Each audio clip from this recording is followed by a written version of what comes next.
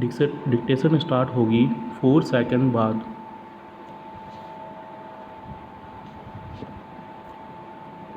Start. कई बार ऐसा लगता है कि यह दुनिया जैसे जैसे प्रगति और विकास की सीढ़ी चढ़ती जा रही है, वैसे वैसे मानव संवेदना, समझ और नैतिकता अपने गर्त में पहुंच रही है।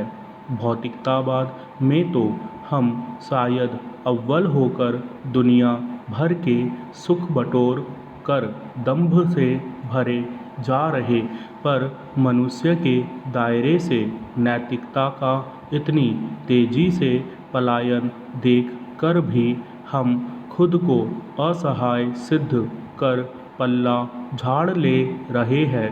बात कुछ दिन पहले की है, जब मेरे किसी मित्र ने मुझसे कुछ रुपए की मांग की। मुझे अचंभा इसलिए हुआ कि मैं अच्छे से जानती थी कि उसे पैसों की कमी नहीं है। बहुत दबाव देकर पूछने के बाद जो कहानी उसने मेरे सामने रखी, वह मेरे पैरों तले जमीन खिसकाने के लिए काफ़ी थी।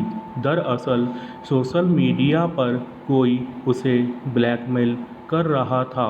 उसकी चैट यानी लिखित बातचीत को संपादित करके और कुछ संकेतकों का प्रयोग कर उसे बर्बाद करने की धमकी दी जा रही थी। चूँकि उसके पति नौकरी के सिलसिले में अक्सर दूसरे शहरों में जाते रहते थे, तो वह पति को भी खुल कर नहीं बता पा रही थी। मेरे लाख समझाने पर वह पुलिस के पास शिकायत करने को तैयार हुई। उसने अपने पति को बताया और आखिरकार शिकायत दर्ज कराई गई। राहत की बात यह थी कि मेरी मित्र के पास भी दूसरे पक्ष से की गई वास्तविक बातचीत के अंश सुरक्षित थे। बहरहाल यह मामला तो निपट गया, क्योंकि एक पक्ष पूरी तरह सही था और दूसरा पक्ष धोखेबाजी कर रहा था।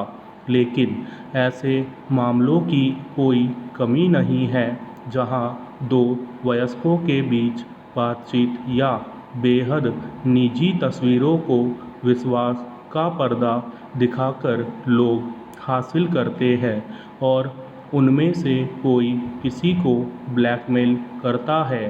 पैसों की उगाही या उसके साथ मनमाने व्यवहार और शोषण के लिए ऐसे मामले धड़ल्ले से बढ़ रहे हैं। अपराध की दुनिया में इसे सेक्सटॉर्शन कहते हैं। यह एक्सटॉर्शन यानी फिरौती की तरह का एक आपराधिक उपक्रम है। गौर करने वाली बात यह है कि इस तरह की ऑनलाइन बातचीत या तस्वीरों का आदान प्रदान दोनों ओर से सहमति से ही होते हैं, लेकिन फिर कोई एक पक्ष विश्वासघात कर देता है। ऐसे में कई बार दूसरे पक्ष के पास अमूमन बात मानने के अलावा कोई अन्य चारा नहीं बचता है। अविवाहित, विवाहित, बालिग, नाबालिग, स्त्री, पुरुष, प्रौढ़, युवा यानी जनसंख्या के हर तबके के कई लोग इस तरह के मामलों में शामिल होते देखे गए हैं। अकेलेपन, यौन उत्कंठा, ध्यानाकर्षण जैसे इनके कई कारण समझ आते हैं।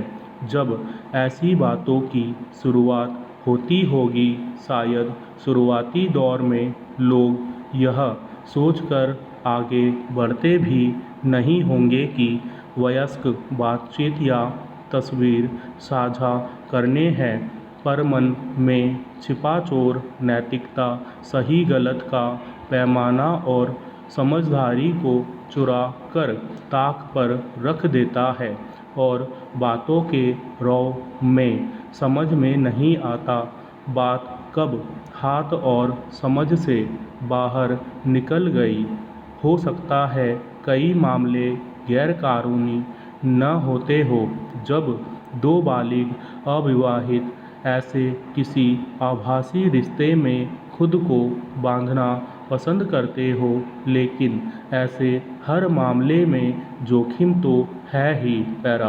कई बार हमें अखबारों में ऐसी पर्चियाँ पड़ी हुई या विज्ञापन नज़र आ जाते हैं जो अकेलेपन को दूर करने के लिए कॉल ए फ्रेंड जैसी सुविधाएं देते दिखाई देते हैं।